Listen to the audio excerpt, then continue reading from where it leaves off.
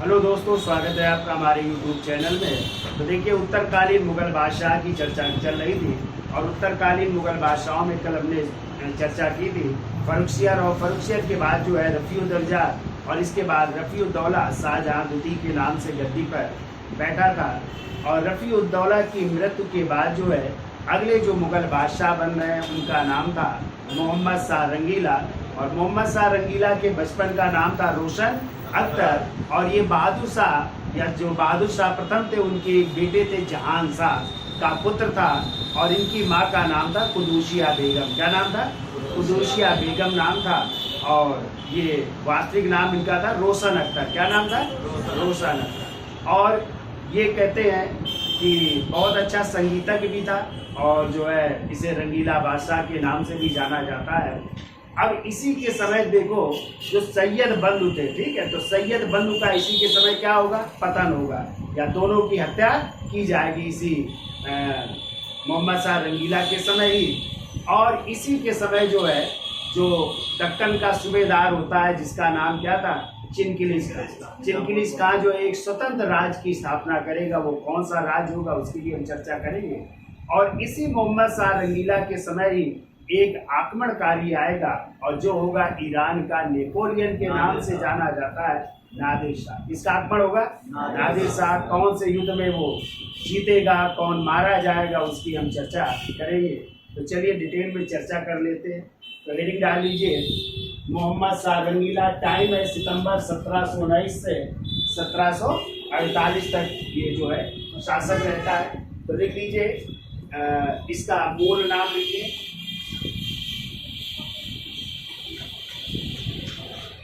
मूल नाम, तो मूल नाम था रोशन अख्तर। रोशन अख्तर नाम है। इसके पिता का नाम लिखिए। तो पिता का नाम था, लिखो, जहान शाह।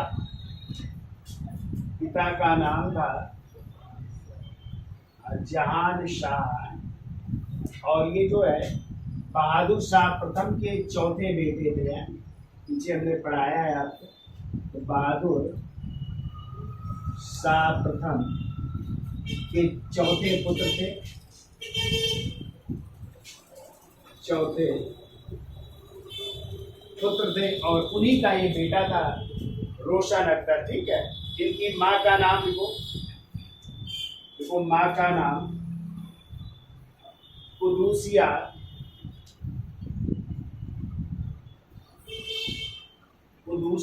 फ़ख्रुन्निसा बेगम नाम था। फ़ख्रुन्निसा बेगम नाम था।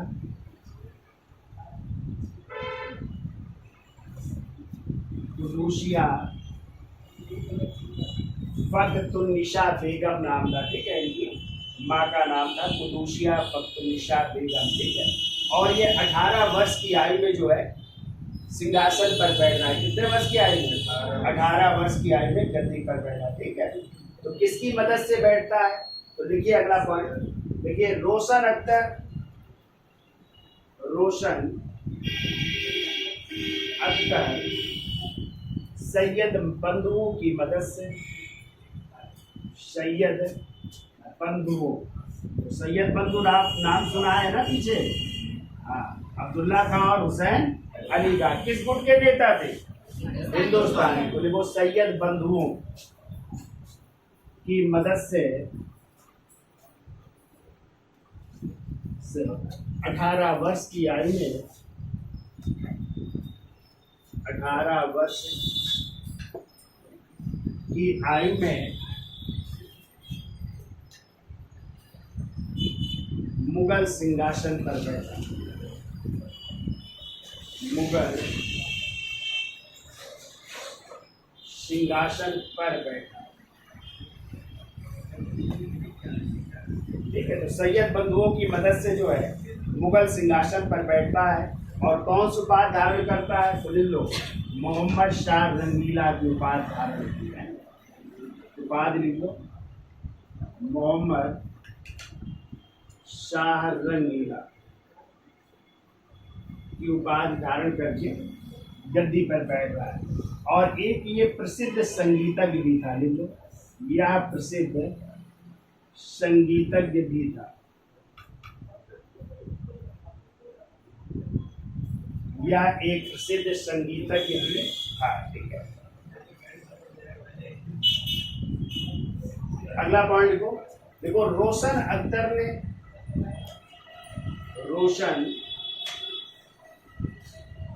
अख्तर ने तुरानी गुट के नेता, तुरानी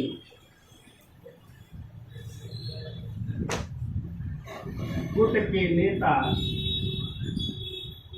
और तुरानी गुट के नेता का नाम था निजामुल मुल्क चिंकलिश खान। तो निजाम उल मुल्क चिंकलिश खान की मदद से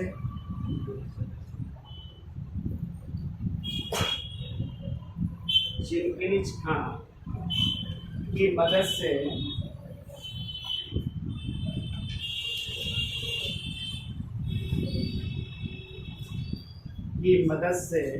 किसके विरुद्ध षड्यंत्र की शुरुआत कर रहा है? सैयद बंधुओं के विरुद्ध है। देखो, सैयद बंधुओं के विरुद्ध, सैयद बंधुओं के विरुद्ध षड्यंत्र की शुरुआत की।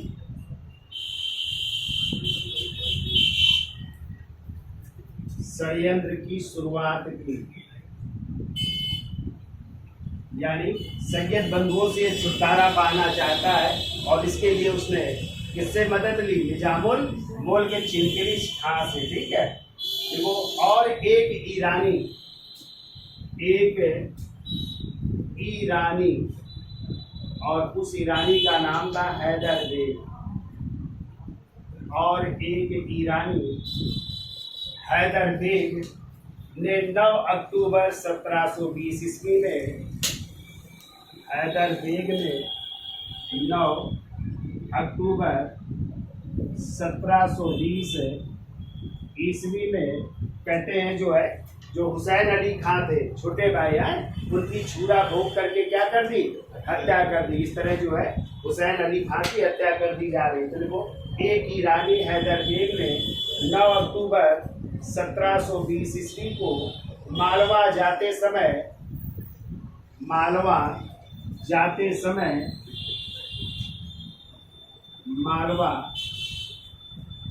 समय हुसैन अली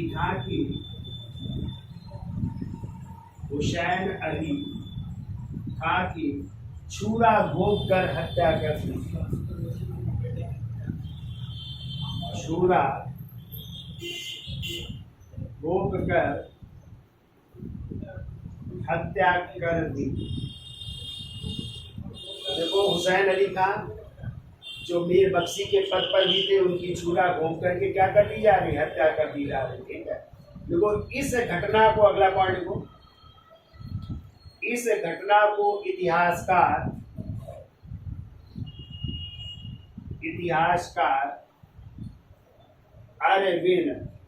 अरविन या इसविन भी कहते हैं, अरविन यानी तो इसविन ने, अरविन या इसविन ने लिखा, क्या लिखा? लिखे इन्वर्टेड कामा में, एक यजीद ने, यानी इस प्रकार ठीक दूसरे यजीद ने दूसरे हुसैन को करबला में शहीद कर दिया। ऐसे लिखो, देखो, इस प्रकार ठीक दूसरे यजीद ने, इस प्रकार ठीक दूसरे यजीद ने दूसरे हुसैन को, दूसरे यजीद ने दूसरे हुसैन को करबला में शहीद कर दिया। करबला में शहीद कर दिया।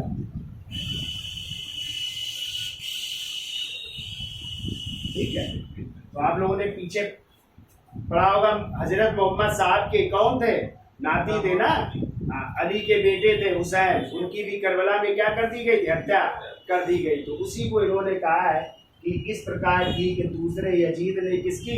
दूसरे हुसैन की कहाँ पे? करबला में हत्या कर दी। तो हुसैन अली कहाँ क्या हो गए? मारे गए। अब जो इनके बड़े भाई होते हैं अब्दुल्ला खान, अब्दुल्ला खान ने क्या किया? मोहम्मद इब्राहिम को जो है बादशाह घोषित कर देते हैं, लेकिन उनको भी पकड़ लिया जाता है, अब्दुल्ला खान को भी, और जहर दे करके भी उनकी क्या कर दी जाएगी? हत्या कर दी जाएगी। तो इसका स्क्रीनशॉट ले लो, फिर आगे चलते हैं। दोनों तो देखिए, हुसैन खान अली खान की हत्या कर दी गई। इसके बाद उनके बड़े भाई कौन थे? अब्दुल्ला खान। तो अब्दुल्ला खान ने जो है विद्रोह करने का प्रयास किया, और उन्होंने क्या किया? किसको? मोहम्मद इब्राहिम को दिल्ली के सिंहासन पर बैठा देंगे, ठीक है। लेकिन उनको भी पकड़ लिया जाएगा, पकड़ करके उनको जहर दे करके भी 1722 में उनकी क्या कर दी जाएगी? हत्या कर दी जाएगी। तो देखिए अब्दुल्ला खान ने विद्रोह का प्रयास किया।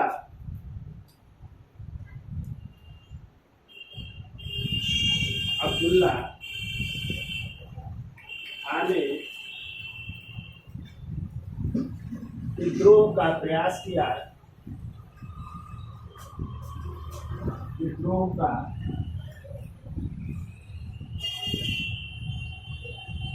विद्रोह का प्रयास किया। देखो, और रफीउ शान के पुत्र और रफीउ शान के पुत्र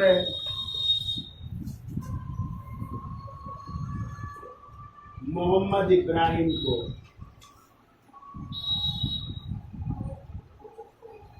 रफीउ शान के पुत्र मोहम्मद इब्राहिम को गद्दी पर बैठा दिया।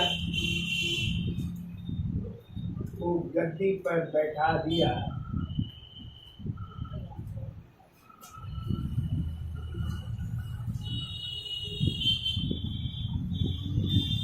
गद्दी पर बैठा दिया, परंतु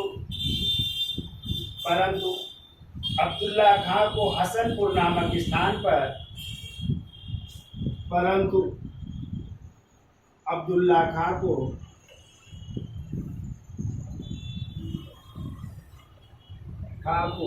हसनपुर नामक स्थान पर पकड़ लिया गया। हसनपुर नामक स्थान पर पकड़ लिया गया।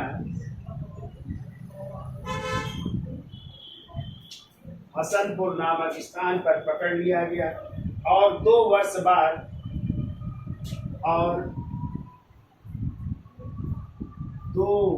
बाद 11 अक्टूबर 1722 ईस्वी को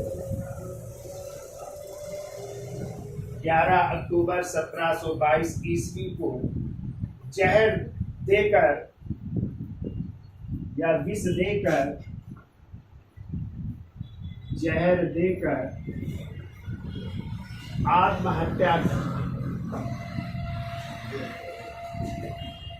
आत्महत्या करने के लिए मजबूर कर दिया गया। आत्महत्या के लिए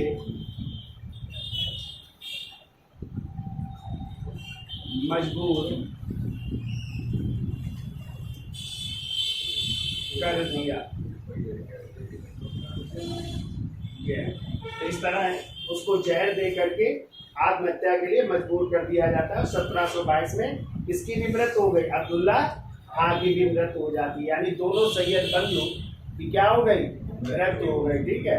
अब देखिए, इसी समय जो है, जो दक्कन के सूबेदार थे उस समय, मुगल सूबेदार थे मुबारिज खां, और उसी मुबारिज खां को जो है एक युद्ध होगा सूकर खेड़ा का युद्ध, और इसी सूकर खेड़ा के युद्ध में कौन?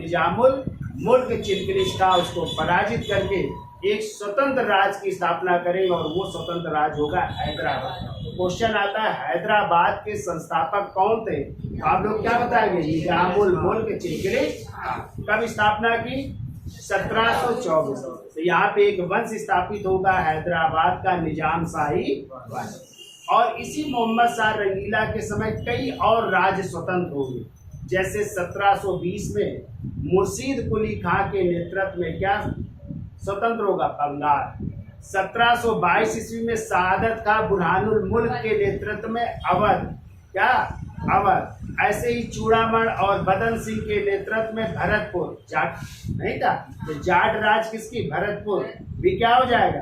स्वतंत्र होगा। ठीक है, तो ये कई राज्य क्या हो जाएंगे? स्वतंत्र। जैसे रुहेलखंड में बंगस पठान आ जाएंगे। तो कई राज्य जो है इसके समय स्वतंत्र हो जाएंगे। कहाँ से? मुगल काल से। ठीक है, तो चलिए पहले वो युद्ध देख लेते हैं।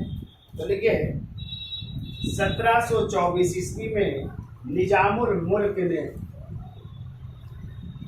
1724 ईस्वी में निजामुल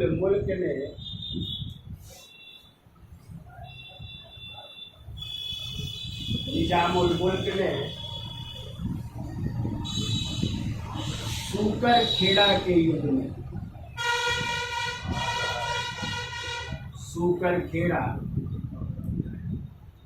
के युद्ध में दक्कन के मुगल सूबेदार,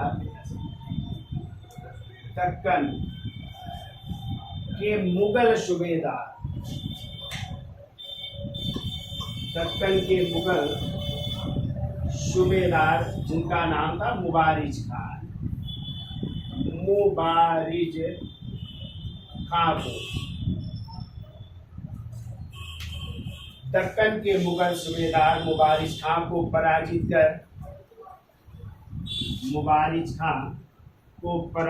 कर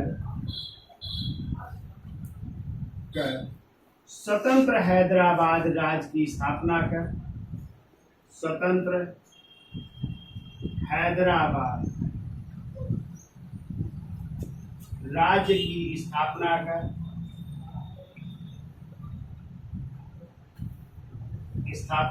कर, आसफ जाही वंश की स्थापना की, आसफ जाही वंश की स्थापना की।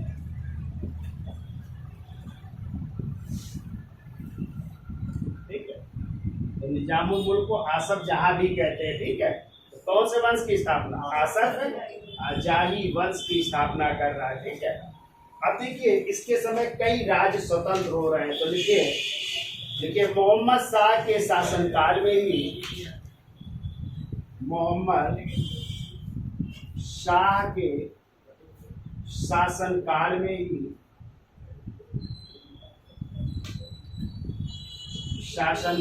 ही 1720 ईस्वी में 1720 ईस्वी में मुर्शीद कुली खान ने, मुर्शीद कुली खान ने किसकी? बंगाल किया, बंगाल राज्य को स्वतंत्र कर रहा है। ठीक है, तो मुर्शीद कुली खान ने बंगाल में 1722 ईस्वी में सआदत खां बुरहानुल मुल्क ने, सआदत खां बुरहानुल मुल्क ने किसकी? स्वतंत्र अवध राज्य की स्थापना कर रहे हैं। ठीक है, तो लिख लो सआदत खां बुरहानुल मुल्क ने अवध की। फिर वो रुहेलखंड बरेली में, रुहेलखंड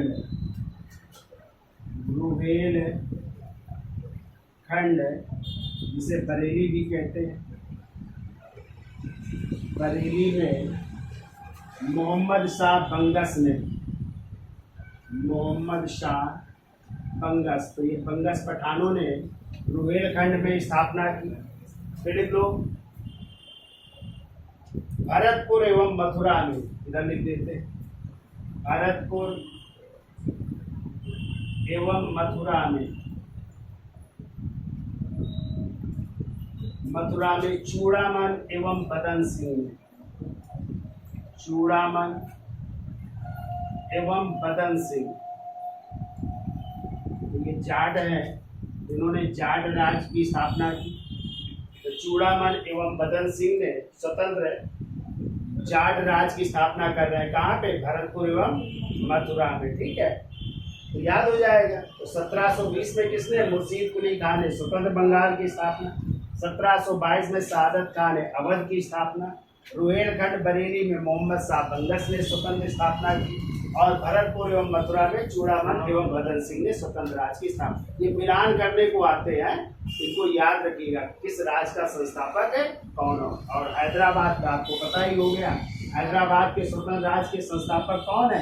निजामुल मुल्क चिंगरी खां, या इन्हीं को आसफ जहाँ भी कहते हैं। ठीक है, इसलिए इनके वंश का नाम आसफ जाही वंश भी कहलाता है। ठीक, अब इसके बाद देखो किसका आक्रमण होगा मोहम्मद शाह रंगीला के समय? तो वो होगा नादिर शाह, जिसे ईरान का क्या कहते हैं। और करनाल का युद्ध होगा, उसमें कौन पराजित होगा उसकी चर्चा कर लेते हैं। और मुगल सेनापति कौन मारा जाएगा उसकी भी चर्चा करेंगे। फिर किसको बनाया जाएगा मुगल सेनापति, इसकी चर्चा कर लेते हैं। ठीक है, इसके साथ तो इसका प्लान है।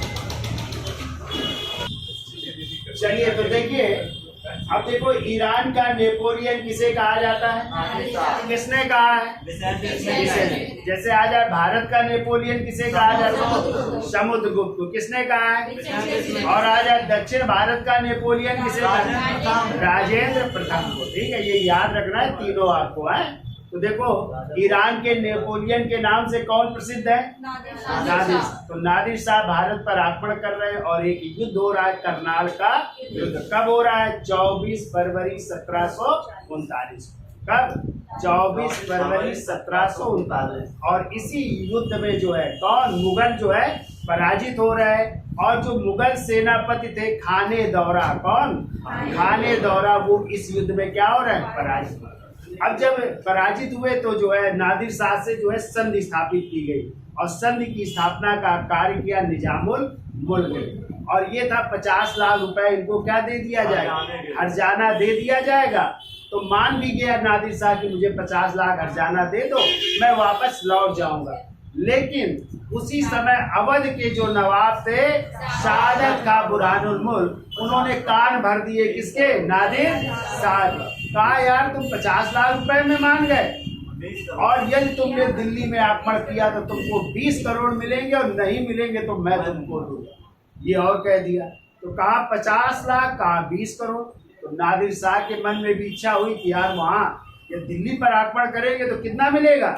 20 करोड़ रुपए मिलेगा। इसलिए नादिर शाह ने दिल्ली पर जो है आक्रमण किया और 56 दिनों तक लूटा। तो दिल्ली के आक्रमण के दो कारण थे। एक कारण तो था चूंकि 20 करोड़ रुपए की प्राप्त, दूसरा कारण था दिल्ली की जनता ने अफवाह फैला दी थी कि नादिर शाह मारा गया। इस कारण उसके कुछ सैनिक जो है मारे जाते हैं, तो इसलिए दिल्ली की जनता को वो क्या देना चाहता था? दंड देना चाहता। तो उसने दिल्ली पर आक्रमण किया, 56 दिन तक दिल्ली को लूटा और लूटने के बाद जो है वापस जाते समय क्या ले गया?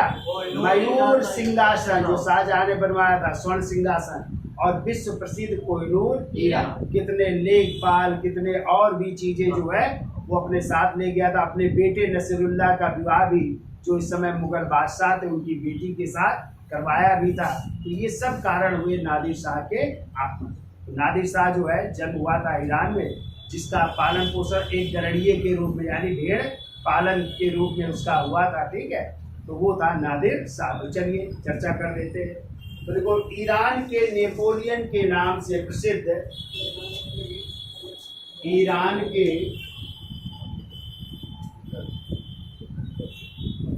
नेपोलियन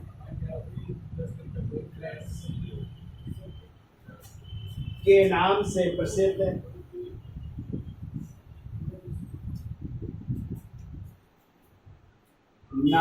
प्रसिद्ध नादिर शाह। नादिर शाह ने 24 फरवरी 1739 को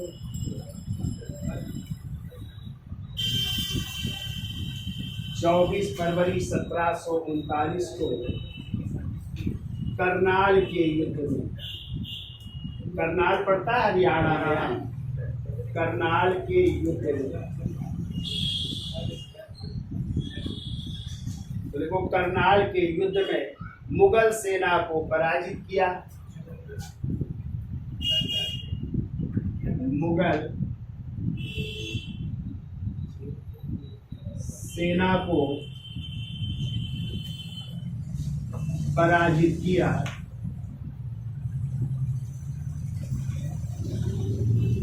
मुगल सेना को पराजित किया। आगे देखो, और अंत में संधि के परिणाम स्वरूप, अंत में संधि हो रही है और अंत में संधि के परिणाम स्वरूप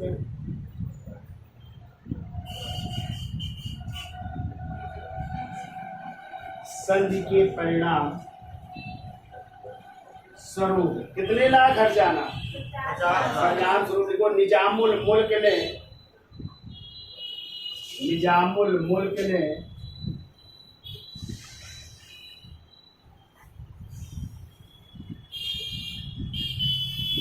निजामुल मुल्क ने 50 लाख रुपए हर्जाने के रूप में देकर 50 लाख रुपए हर्जाने के रूप में देकर नादिर शाह को वापस जाने के लिए सहमत कर दिया। नादिर शाह को वापस जाने के लिए, वापस जाने के लिए सहमत कर लिया।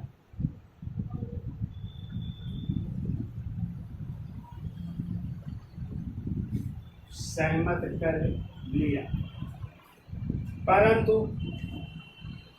सादत खान ने 20 करोड़ रुपए का प्रलोभन दिया। परंतु सादत खान ने, सादत खान कहाँ के नवाब थे, अवध के हैं। सादत खान बुरहानुल मुल्क 20 करोड़ रुपए का प्रलोभन दिया। 20 करोड़ रुपए का प्रलोभन दिया। कहा यदि वहां से 20 करोड़ नहीं मिले दिल्ली से तो मैं आपको 20 करोड़ रुपए दूंगा, ठीक है। 50 लाख में क्यों मान जा रहे हो। तब आक्रमण करेंगे नादिर शाह दिल्ली पर। और कहते हैं बाद में जो है यही सादत खान जब सोचता है कि कहीं नादिर शाह मुझसे रुपए की मांग ना करे तो आत्म हत्या भी कर लेगा, ठीक है। जब अवध पढ़ाएंगे तो वहां पे पढ़ाएंगे। सादत खान ने भी क्या कर ली, आत्महत्या कर ली थी, ठीक है। तो लिखिए अगला पॉइंट लिखिए। देखो करनाल के युद्ध में मुगल सेना का सर्वोच्च सेनापति, करनाल युद्ध में मुगल सेना का सर्वोच्च सेनापति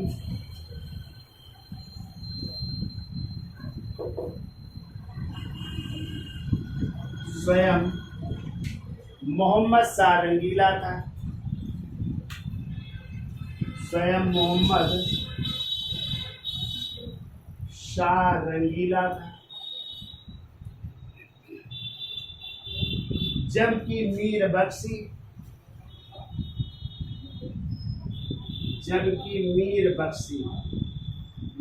भी सेनापति होते, लेकिन उस समय मीर बख्शी का पद था खाने दौरा के पास है। तो देखो मीर बख्शी खाने दौरा था, खाने दौरा था जो युद्ध में मारा गया। ये क्वेश्चन आया हुआ है कि कौन जो है युद्ध में मारा गया था, ठीक है। तो कौन था, मीर बख्शी खाने दौरा है जो युद्ध में मारा गया, जो युद्ध में मारा गया। अतः अब मीर बख्शी का पद किसे दिया जाएगा? निजामुल मुल्क चिनकिली खां को। तो ये भी पूछा गया, खाने दौरा की वृत्ति के बाद किसे मीर बख्शी बनाया गया? तो किसे? निजामुल मुल्क। उनको अतः निजामुल मुल्क, अतः निजाम उल मुल्क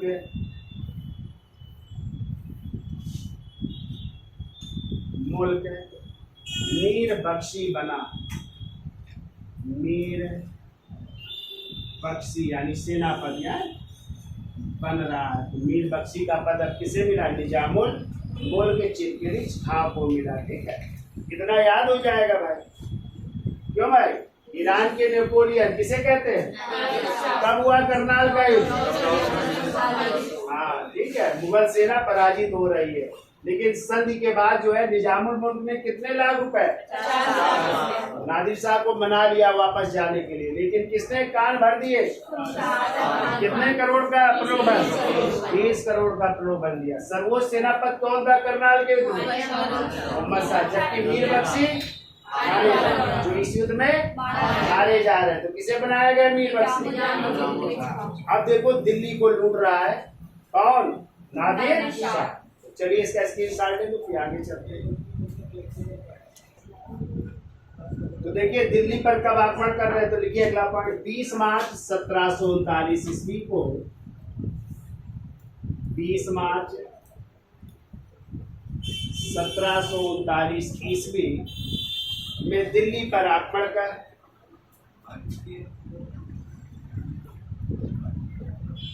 दिल्ली पर आक्रमण कर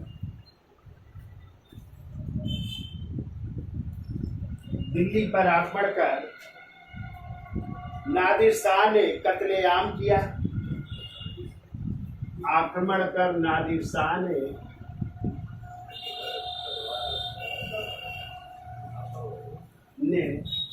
कत्लेआम किया।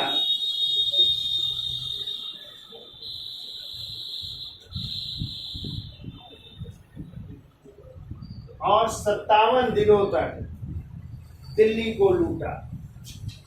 और 57 दिनों तक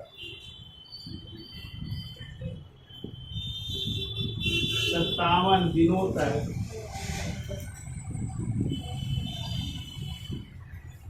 दिल्ली को लूटा। हमने बताया था आपको कि जो है दिल्ली की जनता ने अफवाह फैला दी थी कि नादिर शाह मारा गया, इस कारण उसके कुछ सैनिक जो है मारे जाते हैं।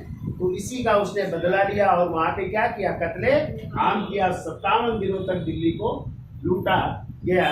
और लूटने के बाद जो है उसने अपने बेटे की शादी मोहम्मद शाह रंगीला की बेटी के साथ भी की थी। तो लिख लो, एक पॉइंट और लिख लीजिए। लिखो, मोहम्मद शाह रंगीला ने अपनी पुत्री की शादी मोहम्मद शाह रंगीला ने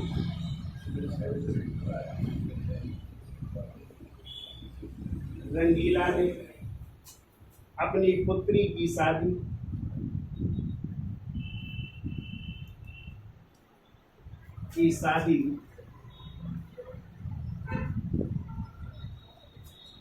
नादिर शाह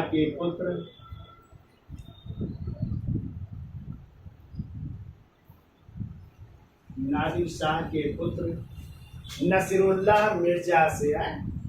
नादिर शाह के पुत्र नसीरुल्लाह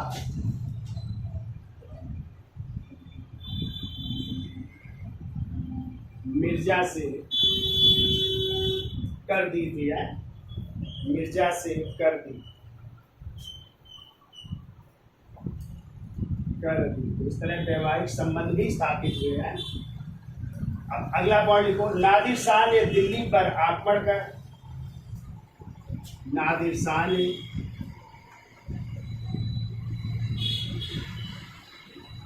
दिल्ली पर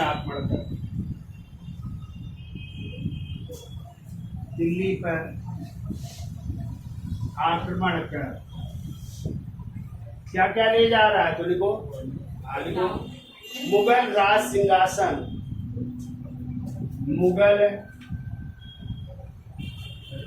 सिंहासन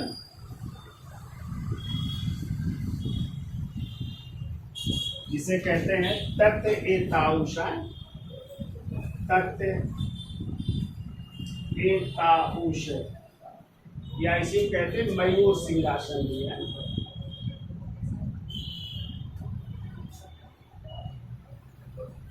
लिखो तख्त ए ताउश या मयूर सिंहासन और कोहिनूर हीरा, और कोहिनूर हीरा, कोहिनूर हीरा भी लिए जा रहा है। और इसके अलावा और क्या ले गया? देखो कोहिनूर हीरा,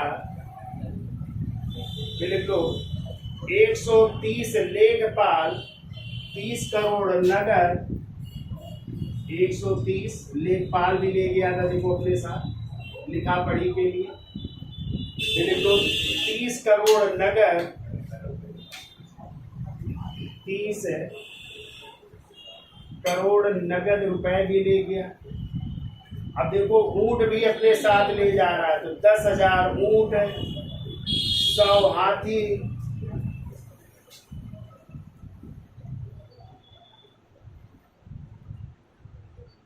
100 हाथी भी अपने साथ ले जा रहा है। तो 10,000 ऊंट, 100 हाथी, फिर वो 100 हिजड़े भी ले जा रहा है, 100 हिजड़े। फिर लिख लो 200 लोहार,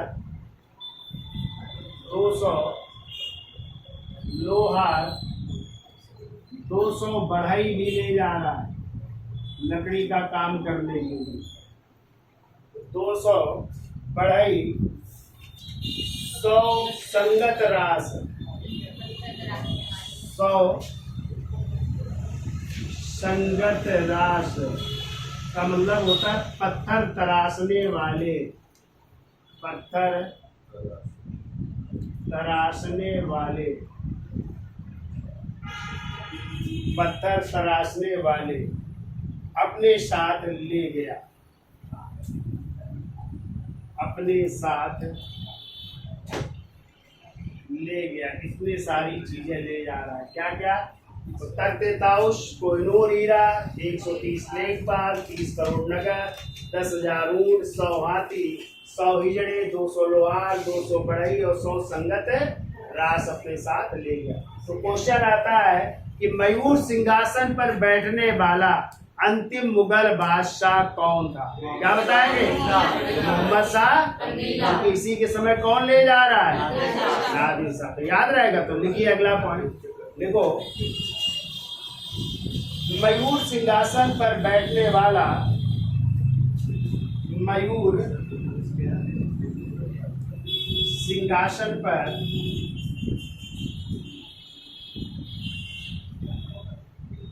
बैठने वाला अंतिम मुगल बादशाह या दिल्ली का अंतिम मुगल बादशाह मोहम्मद शाह रंगीला था। दिल्ली का अंतिम मुगल बादशाह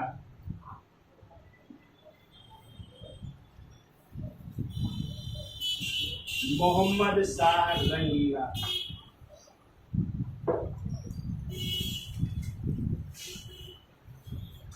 मोहम्मद शाह रंगीला ये अंतिम मुगल बादशाह है, मयूर सिंहासन पर बैठने वाला। ठीक है।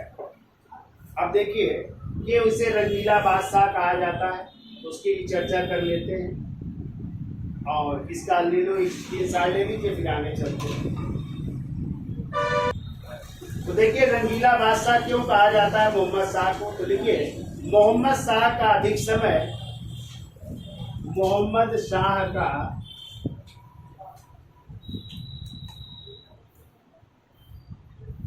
अधिक समय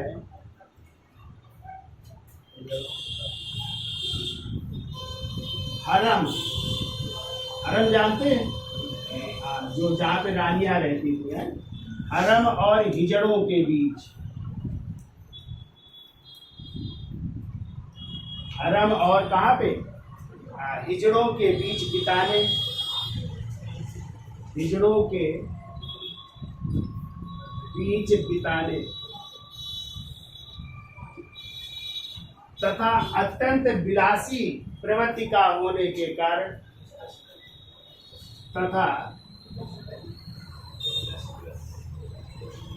अत्यंत विलासी प्रवृत्ति का होने के कारण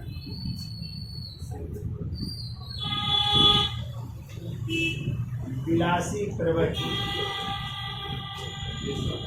का होने के कारण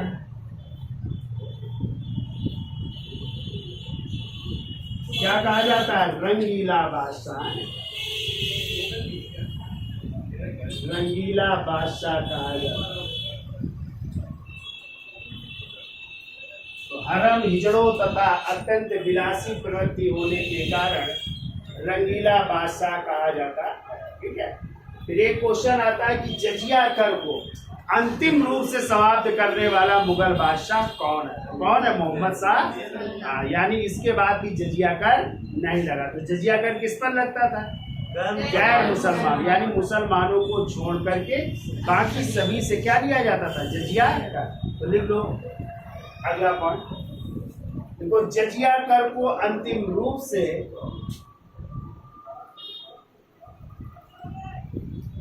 जजिया कर को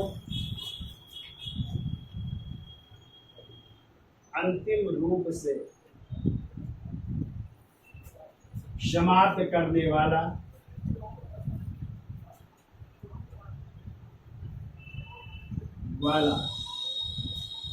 मुगल बादशाह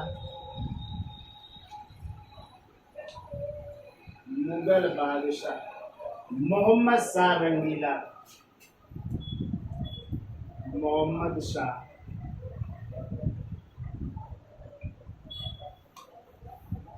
रंगीला था, यानी जजिया कर को अंतिम रूप से समाप्त किया था। ठीक है।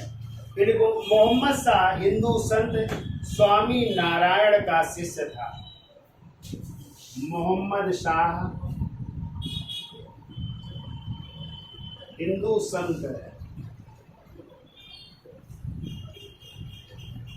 स्वामी नारायण का शिष्य था। ये भी याद रखिएगा, स्वामी नारायण का शिष्य था। और मोहम्मद शाह ने त्योहार शुरू किया था। कौन सा? फूलबानों की सैर है। तो लिख लो अगला पॉइंट। स्वामी नारायण का शिष्य था और इसने फूलबानों की सैर नामक उत्सव और इसने फूलबानों की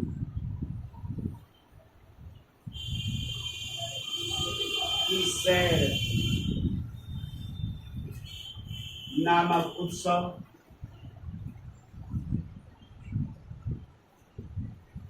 फूलबानों की सैर नामक उत्सव प्रारंभ किया जो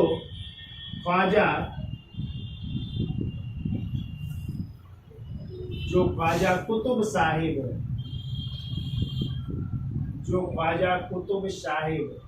की दरगाह दिल्ली में आयोजित होता था।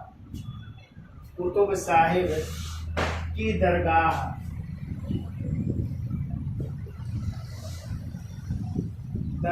दिल्ली में आयोजित होता था।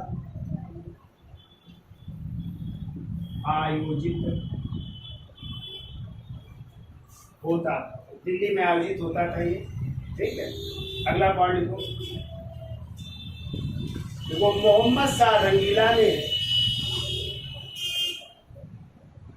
उर्दू को, और उर्दू का एक नाम रेखता भी है, याद रखिएगा, उर्दू को राजकीय संरक्षण प्रदान किया। उर्दू को राजकीय संरक्षण प्रदान किया। उर्दू को भी राजकीय संरक्षण प्रदान कर रहा है। तो उर्दू का एक नाम क्या है? रेखता भी है, हिंदवी भी कहते हैं। और उर्दू की शुरुआत मानी जाती इल्तुतमिश के समय से। कब से? इल्तुतमिश के समय से मानी जाती है। ठीक है। अब लिखो, एक क्वेश्चन आता है कि जो नादिर शाह का सेनापति था अहमद शाह अब्दाली।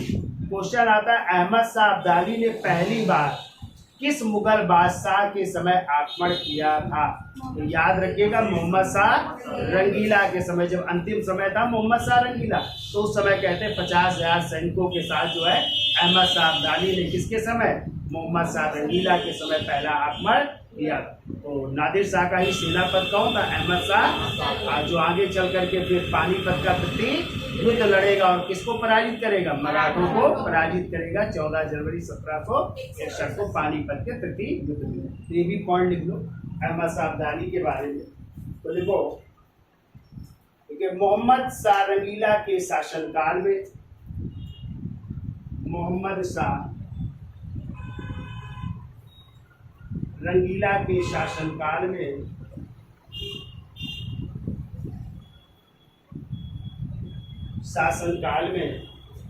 अहमद शाह अब्दाली ने सर्वप्रथम अहमद शाह अब्दाली ने सर्वप्रथम 50,000 सैनिकों के साथ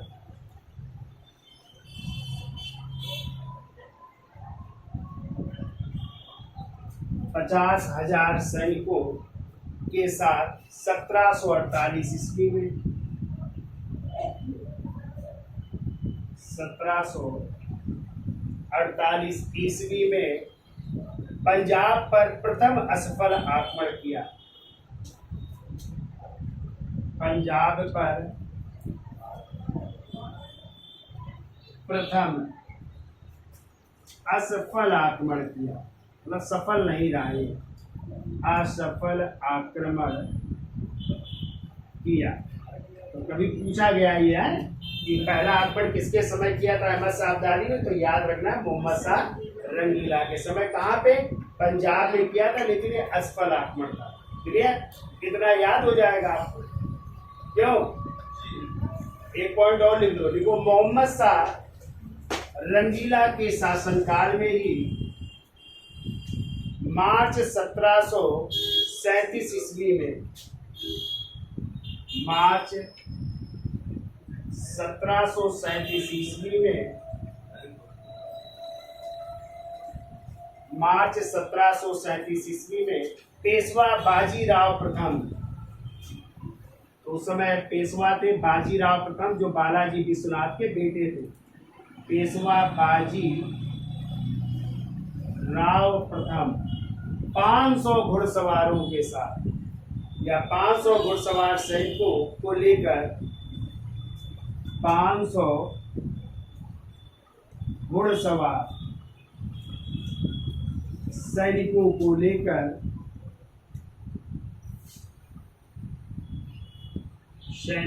लेकर